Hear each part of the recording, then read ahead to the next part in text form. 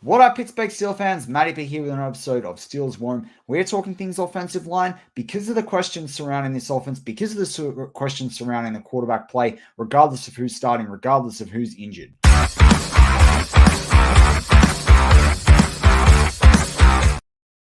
All right, Pittsburgh Steelers fans. So the quarterback play, depending on what sort of fan you're out there, some people are all against Kenny Pickett. Other people are, well, Kenny Pickett's injured. We still don't know what he's doing. Other people are, Mitch isn't the guy. Other people are, throw Mason in. Other people are, Mitch is the guy. Other people is, Mitch is better than Kenny Pickett. Other people are like, Mason's better than Kenny Pickett. There are a bunch of Steelers fans. Some of you out there think, well, they don't really mind who it is as long as they play well. Other people out there don't think any of them are doing that well. Yeah, I think that's an important point. Obviously, the quarterback is the most important position on the field for the Steelers. But we know the Steelers have been doing well from the run game. We know that this team, regardless of who's behind that offensive line, it comes down to what that line's doing, because whoever's behind that line, whether they're going to throw the ball or whether they're going to run the ball, the O-line needs to do something. And I think it is the crux of all problems at the moment. And I think a lot of people are talking about the quality of Mike Tomlin's coaching, the regression of this team, the way the development's gone.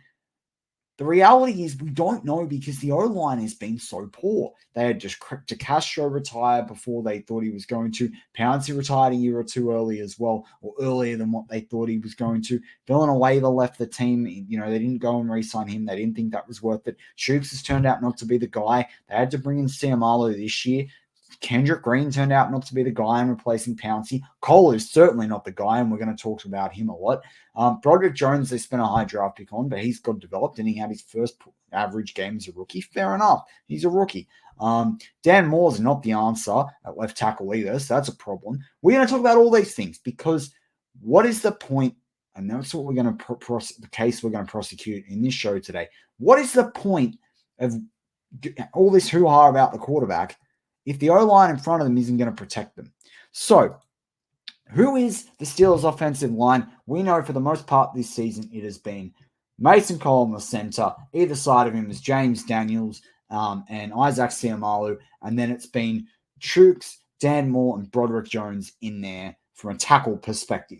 Now, the tackles have conceded 11 penalties for accepted penalties on the season so far. Sorry, not tackles, the offensive line. The worst of those is pretty much Dan Moore. His career now, he averages one every 3 games, a penalty. That's pretty high when you've got guys like James Daniels over the course of his career, who's only had 16 penalties in 81 games he's played in, or Siamalu, who's had 23 penalties in 90 games, and you got Dan Moore out there getting 14 in 44 games. Not particularly great. Now, this video also comes off the back of a very, very, very poor performance from Mason Cole. A very low snap that was poor, that made life very difficult for Kenny Pickett, that ruined a drive. A very poor snap that resulted in a fumble turnover with Mitch Trubisky. He says, this week, there's enough. The quote is, in the last 24 hours, no, it's not good enough. The issue is me. I've got to fix it. Well, yeah, mate, but he has been average all season. He was average the start of last year. He came okay down the stretch. The problem is the Steelers are going to eat like 2 or 3 million in cap if they get rid of him. But this guy can't start there next year. And I don't know what we're going to do down the stretch. Like, I hope Spencer Anderson's been snapping the football in practice, because Mason Cole is not this guy. It doesn't matter who you got back there. If the ball's going to go, but fumble along the floor, we call it a mully grubber in cricket, where it rolls along the floor. That's what you call if a pitch rolled along the floor in baseball. It's ridiculous. If he's going to throw mully grubbers, there's some Australian slang for you. We got or spike the football with mully grubbers. We got no chance at this thing. Now, you look at the guards. Siamalu could be out this week with a shoulder. Then you get Nate Herbig come in. I'd rather see Spencer Anderson if he's remotely ready. To be honest, I've watched a lot of tape on Spencer Anderson from last year. He's great at right guard. That's probably the reason why you won't see him, because he'd be playing left guard. His natural position to me is actually right guard. Over time, it might become center. He's played across the offensive line in college, but they're going to play Nate Herbig because they spent a bunch of money on him in the offseason as well, bringing him in. I don't particularly like what I've seen when he's taken the field for this Steelers team, but I'm not the coaching staff, and I'm not Pat Meyer, and I'm not Mike Tomlin, and I'm also not Mike Sullivan and Eddie Faulkner, and I'm certainly not Matt Canada. So if that's the guy they want to pick, that's the guy they want to pick. But in terms of the rest of the Steelers' offensive line, I thought it was interesting. I did a bit of a deep dive, and we'll go back to Mason Cole. Did a bit of a deep dive.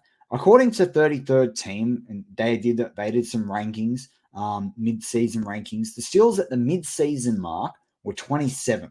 Now, that was when they have Dan Moore in there at left tackle and Shooks in there at right tackle. They talked about the fact there wasn't any injuries. They said they're okay in pass protection, don't do much in run blocking. We've seen the opposite happen. They've got really good at run blocking. Their pass protection leaves a lot to be desired. So I thought that was kind of interesting. I want to just do a general consensus across the league. PFF, you got to pay for that. But that was the mid-season rankings there that came out at the start of November. Then I had a look at Football Guys. They came up. They ranked Pittsburgh's offensive line with Jones in there as starting right tackle at 22nd in the league. With the Jets the worst, the Tennessee Titans were worst after that. The LA Rams, Washington, Arizona, Chicago, Green Bay, Houston, Jacksonville, Carolina, all behind Pittsburgh. I don't know if you'd say that now, particularly Arizona after what they did to us. And then if you look at Pro Football Network as of their rankings as going into last week's game, they had the Steelers in there at about 20th in the league, behind the 49ers, but ahead of teams like the Dolphins, the Rams, the Bengals, the Commanders, the Panthers, the Jets, the Jaguars, the Seahawks, the Bears, the Titans, and the Giants. I don't know if I'd rank this O-line 20th in the league with the pass pro. Now, what is interesting, if you look at the sacks they've allowed, they have done pretty good here. They're tied, they're 13th in the league, tied 7th in the league for the most sacks allowed, but tied 13th for the sack percentage. So that's pretty good, actually. They're only being sacked every 6.3% of the offensive snaps, but they have conceded 25 sacks on the season so far. That's probably the only saving grace. When you look at time to throw, that's super quick. You look at what this team's been able to do. It's offensively. Now, that comes down to scheme as well, but it all centers with the offensive line. Let's go back to Mason Cole. Right now, he's the 27th ranked center in this league right now in terms of passing and in terms of overall offensive grade with PFF with a 56.4 offensive grade. No, not good enough. Not good enough from a guy that was meant to be a solution there, a guy that the Steelers spent a lot of money on, really for a lot of money for what his experience was in the league. I just think that, quite honestly, he got to have a harder look at himself than just it's the issue, it was me. It does that actually just makes me angry, to be honest. It does. It shouldn't make me as angry as it does, but it does make me very angry because I don't think that that's enough accountability. Now, people might out there go, what the heck? Why isn't that not enough accountability? The reason why it's not enough accountability is that there's no improvement from this. Next year, he's going to have a cap hit of $6 million. The dead cap, is $1 million. It would be dead cap this year of $4.5 million, but they still saved $4.7 million. Mason Cole ain't on the roster in 2024. I'm telling you now, the guy's going to get cut and good riddance. Have fun. Good luck. The Steelers, he's 3% of their cap this year. They're not going to have him take up the 2.4% next year. He was never worth the $15 million contract they put him in on this team. Good luck. Have fun. See you later. Bye-bye. I don't even think there's any trade value. You don't even keep him there. Maybe you've got to keep him through the draft and see who you draft. But this guy isn't it, right? And yes, for those of you listening to yesterday's show, I know I was positive on the franchise, but this guy's garbage. Get rid of him after season. I'm done. I've seen enough. I've seen almost 2 seasons of it. If we've seen enough from Matt Canada, we've seen enough from Mason Cole. Bye-bye. Have fun. Same with Dan Moore. He's a depth piece. That's it. Shannon and I talked about that a lot on the first Steelers Global Perspective. Hope you guys like that show that we've added to the channel. That'll be live this week again. It should be live or it'll be pre-recorded, but it will be there as a pre-game show focus because we will be doing it. Shannon and I will be doing it on Thursday evening before the game. That's when we're going to do those shows. So I'm looking forward to that one. But to go back to the offensive line, we got no chance of getting Mike Tomlin keeps talking about fluidity on offense. There is no chance of fluidity why this offensive line is performing like it does. There isn't. Now, very difficult this week, obviously on a short turnaround with Siamalu. I don't think he starts. We'll see overnight. By the time this comes out, we'll see what the injury report looks like. Broderick Jones has got to have a better game. He's always was going to have to develop in pass protection. But this offensive line, I think, has hidden behind some really good running from some players. But there's some stuff on tape that's just bloody egregious, particularly when you do have a guy like Daniel Washington blocking back there. I think they've been hurt a little bit from tight end blocking this season at times. I think Gentry was better at that than a lot of Steelers fans gave him credit for. But it also doesn't help when you've got Chooks saying they should, basically, kneel it out and play it out and give up on a game. You can't start that guy when he's saying crap like that, particularly with the way, Chooks is another guy. I fully expect that this team could move on from Chooks Okorafor this offseason. I think they might even look, they'll probably look for a trade. I think the market's shrinking on him, particularly with his comments of what he said. That's one thing I would say. And I mean, the Steelers couldn't touch him this year because the dead cap hit. Next year it's $3 million. You save 8.75. Like, honestly, I don't think you see Cole or Okorafor on this team. This team can save the best part of $15 million. $14.5 million bucks. But only eat $4 million. I'd be doing that. Go out there and get a guy, a proven performer on the O line at a position, at a tackle position, hopefully a right tackle. Dan Moore can stay your backup. Go get a right tackle or go get a center and then fill the other spot in the draft. I mean, I'd rather that in a developing player than what we got going on. I think that it's just unacceptable. And right now, the free agents so far, like before people are going to be re-signed, Ryan Jensen is 33 he's not playing this year. But you're going to have Trent Brown will be available at 31 from the Patriots. You'd think they'd re-sign him. Otherwise, there's a few different guys that are coming off contract. Connor McGovern's out there as a center. You've got, I looked at right tackle as well, left tackles. Like, there's not necessarily good great names there. But Mekhi Becton, the Jets probably aren't bringing him back. Unless maybe they might be forced to if they don't bring Dwayne Brown. Donovan Smith from the Chiefs should become available. George Fant's going to become available. Like, there's the odd guys. Isaiah Wynn might become available from Miami. There's a few different guys becoming available in the offseason, but I do think they're going to have to get younger at the position, and that means they're going to have to draft a guy. But I'm telling you right now, Okorafor and Cole are definitely playing for a spot for the rest of the season, but I wouldn't give it to them no matter how this goes. Quite honestly, I've seen enough. These guys aren't a long-term answer for this team. And we're never going to be able to evaluate Kenny Pickett. We'll get the most of one of the most expensive backups. I think now Trubisky is the third or fourth most expensive backup I saw this week in the league. We're never going to get that out of either of those two. Or another guy. People out there saying we should we should draft a quarterback again in this draft. What O-line are you going to stick him behind? This needs work.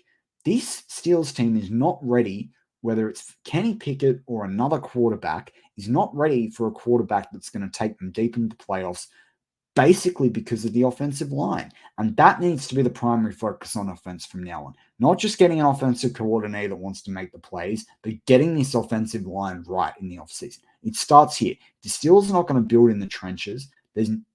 Forget the rest. Really forget the rest. Now, they've done that on the defense. I feel like we're probably one really good defensive lineman away, but they need to get speed in the secondary. That secondary has got to be the focus in the draft and the offseason.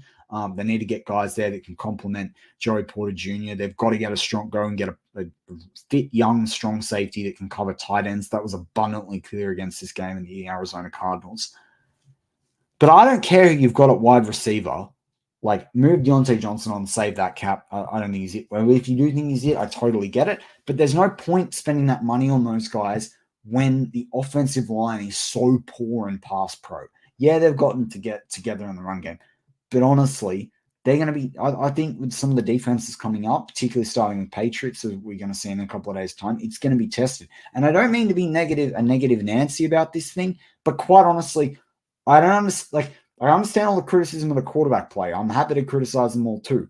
But right now, I'm not going to talk about that in the short term unless Mitch Trubisky throws 3 interceptions, because I don't believe in the offensive line. And while I don't believe in the offensive line, it's very hard to rate those quarterbacks. But particularly, it's very hard to come to a determination on Kenny Pickett. A lot of people saying, I heard it on Deke's show, and he was right in saying it's hard with Kenny Pickett. The evaluation is incomplete.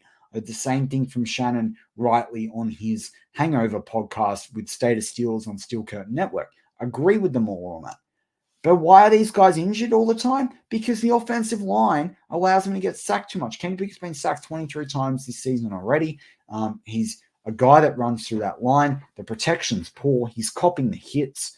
That's just the sacks. Doesn't mean all the pressures and all the quarterback hits that the team's conceded as well. So really, there's a lot of work to be done when it comes to this offensive line. Now, the good news is that Khan will see that the analytic, Omar Khan, they said, has brought more data analytics, at least from the financial side of things, into this team. He will look at the investment in Cole and Okorafor and go, nah, that ain't it. So there's $14.5 million. Yep, we're going to recoup that. Let's draft someone young high. That's my recommendation. And you've got Andy Weidel, who built through the trenches at the Eagles, that's one of the better or best O-lines of the last few years, if you put it cumulative all together. From the Philadelphia Eagles. So the good news is that this offseason, we've got the people in place to improve this offensive line. That's the good news. The harder to swallow news, if you like, or harder to swallow pill is we got to see what this looks like throughout the season. And this is one reason alone, no matter how well everything else would be going. This is enough to have a team that's only just winning more than half their games at 7-5.